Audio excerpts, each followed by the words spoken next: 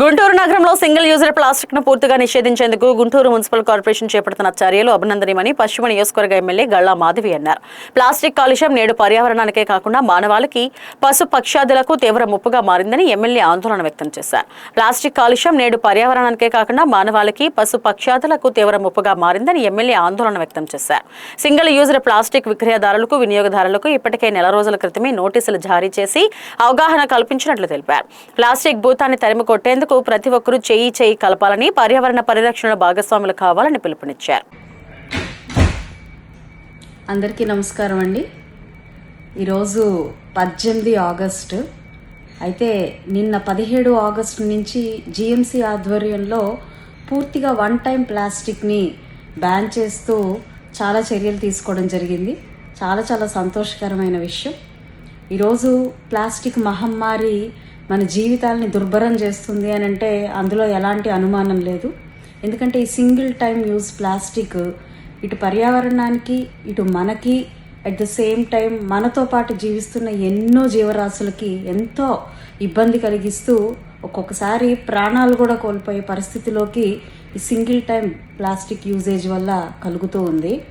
దాన్ని నివారించడం కోసం అనేక మార్లు ఇటు ప్రభుత్వాన్ని, ఇటు మన అధికారులని కూడా అనేక మార్లు అడగడం జరిగింది. అయితే ఒక మంచి రోజు వచ్చిందని నేను భావిస్తూ ఉన్నాను. ఈరోజు జిఎంసి వారి చర్యలు తీసుకుంటూ ఈ సింగిల్ టైం యూజ్ ప్లాస్టిక్ని బ్యాన్ చేస్తూ ఇప్పటికే అనేక ఈ దొరికే ప్లేసెస్ కానివ్వండి, వాడే ప్లేసెస్ కానివ్వండి, ఈ వెండర్స్ దగ్గర నుంచి వాళ్ళకి నోటీసులు ఇవ్వడం జరిగింది. ఒక 1 మంత్ క్రితమే నోటీస్ ఇచ్చారు.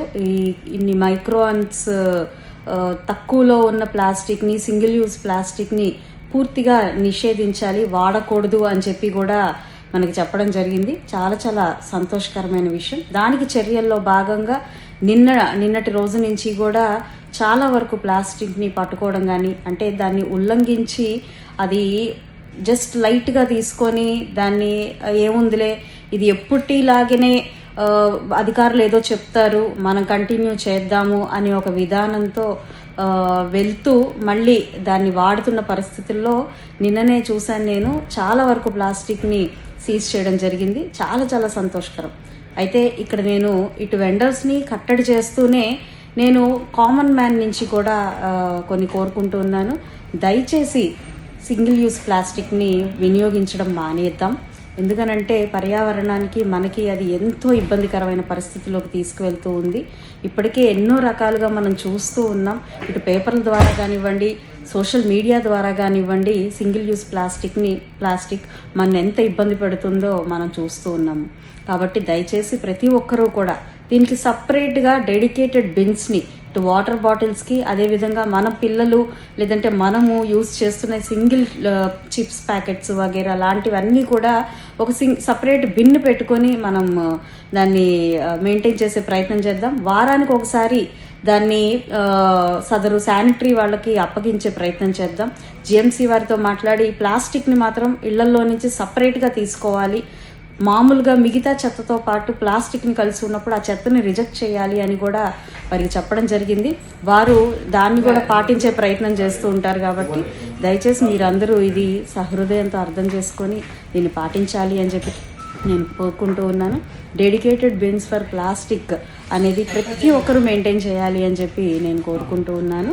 అందరూ సహకరిస్తే ఈరోజు గొప్ప అభివృద్ధి చెందిన దేశాలు కానివ్వండి, ద క్లీన్లియెస్ట్ సిటీస్ ఆఫ్ ద వరల్డ్గా ఉంటున్న సిటీస్ కానివ్వండి, ప్రతి ఒక్కటి అక్కడ ప్రభుత్వాలు కఠినంగా ఉండడంతో పాటు ప్రజలు దానికి సహకరించడం వల్లనే అవి అంత క్లీన్గా, అంత చక్కగా ఎన్విరాన్మెంటల్ ఫ్రెండ్లీగా ఉన్న సిటీస్గా, కంట్రీస్గా ఉంటున్న పరిస్థితి ఉంది. కాబట్టి public awareness, people coordination and cooperation అనేది చాలా అవసరమైన విషయం. ఇలాంటివి సాధించుకోవాలి అని అంటే అది ఒక్కరి వల్ల, ఒక ప్రభుత్వం వల్ల, అధికారుల వల్ల మాత్రమే సాధ్యమయ్యేది కాదు. మనందరం చేయి కలుపుతూ ఈ ప్లాస్టిక్ భూతం నుంచి మనం రక్షింప చేసుకుందామని చెప్పి నేను ఒక్కసారి అందరినీ కోరుకుంటూ ఇలా సహకరిస్తున్న ప్రతి ఒక్కరికి కూడా కృతజ్ఞతలు చెప్తూ, అధికారులకి నిజంగానే కొన్ని నెలల నుంచి యుద్ధం చేస్తున్న విధానంగా ఈ ప్లాస్టిక్ మీద అనేక మార్లు అడిగినప్పటికీ ర్యాలీలతో లేదు అని అంటే చిన్న అవగాహన కార్యక్రమాలతోనే దీన్ని ఆపారే తప్ప రియల్ టైం ప్రాక్టికల్గా దీని మీద ఒక నిషేధాన్ని తీసుకువస్తూ ఈరోజు యాక్షన్ ప్లాన్ చేస్తున్నందుకు నిజంగా మనకి జిఎంసి కమిషనర్ గారు మయూర్ అశోక్ గారిని, అదేవిధంగా మన కలెక్టర్ గారు అయిన మన వర్మ గారిని కూడా నేను వాళ్ళకి థ్యాంక్స్ చెప్తూ థ్యాంక్ యూ వెరీ మచ్.